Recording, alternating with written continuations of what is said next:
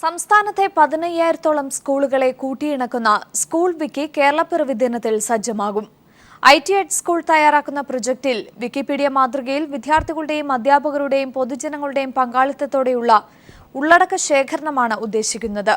സ്കൂളുകൾ അവരുടെ school code ഉപയോഗിച്ച് രജിസ്റ്റർ ചെയ്ത അതാത് ജില്ലകളുടെ കീഴിൽ അവർക്ക് അനുവദിച്ച സ്ഥലത്ത് അവരുടെ വിഭവങ്ങൾ ചേർക്കാൻ കഴിയുന്ന രീതിയിൽ സ്കൂൾ വിക്കി രൂപകൽപ്പന ചെയ്തിരിക്കുന്നു.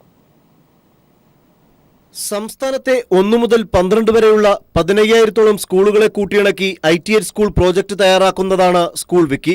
വിക്കിപീഡിയ മാതൃകയിൽ വിദ്യാർത്ഥികളുടെയും അധ്യാപകരുടെയും പൂർവ്വ വിദ്യാർത്ഥികളുടെയും പൊതുജനങ്ങളുടെയുമെല്ലാം പങ്കാളിത്തത്തോടെയുള്ള ഉള്ളടക്ക ശേഖരണമാണ് പൂർണ്ണമായും മലയാളത്തിൽ തയ്യാറാക്കിയ സ്കൂൾ വിക്കിയുടെ സവിശേഷത.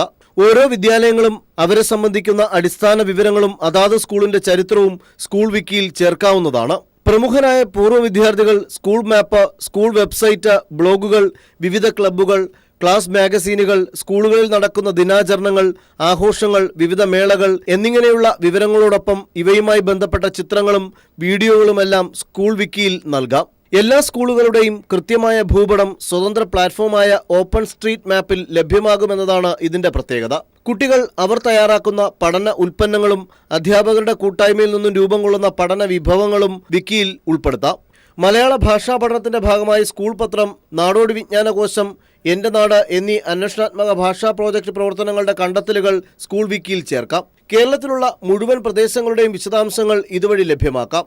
2009 കേരളപ്പിറവി ദിനത്തിൽ തുടക്കം കുറിച്ച സ്കൂൾ വിക്കി 2 വർഷങ്ങൾക്ക് ശേഷം നിർജീവാവസ്ഥയിലായിരുന്നു. ഇതാണ് മലയാളം വിക്കിപീഡിയ പ്രവർത്തകരുടെ കൂടി സഹകരണത്തോടെ സമഗ്രമായി പരിഷ്കരിച്ച ഈ നവംബർ 1 ITED സ്കൂൾ നടപ്പാക്കുന്നത്. Sunil Arimanur, news bureau, Thiruvananthapuram.